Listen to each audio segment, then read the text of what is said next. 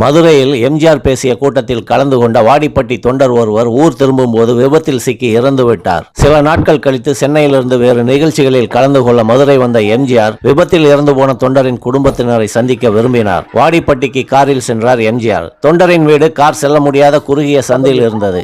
எம்ஜிஆர் உடனே காரிலிருந்து இறங்கி வேகமாக நடக்க ஆரம்பித்தார். சில நிமிடங்களில் தொண்டரின் வீடு வந்தது. செருப்பை கழட்டி விட்டு உள்ளே சென்றார். இறந்து போன தொண்டரின் போட்டோ வைக்கப்பட்டிருந்தது. அதற்கு மரியாதை செய்துவிட்டு குழந்தையோடு இருந்த அந்த ஏழை தொண்டரின் மனைவிக்கு தைரியம் சொன்னார். அவர் பேசிக் கொண்டிருந்த சமயம் தொண்டரின் தாயார் எம்ஜிஆரின் தோளில் கை போட்டு அவரை கட்டி பிடித்து, என் மகன் போயிட்டானேப்பா, நான் என்ன செய்வேன் என்று குலுங்கி அழ ஆரம்பித்தார். அந்த மூதாட்டியை விலக்கிவிட வந்தவர்களை பார்வையால் தடுத்தார். அந்த தாயை அணைத்தபடி, நானும் உங்க பிள்ளைதானம்மா, உங்கள் தேவைகளை பூர்த்தி செய்ய காத்திருக்கிறேன், கவலைப்படாதீங்க என சொல்ல அந்த குடும்பம் ஆறுதல் அடைந்தது.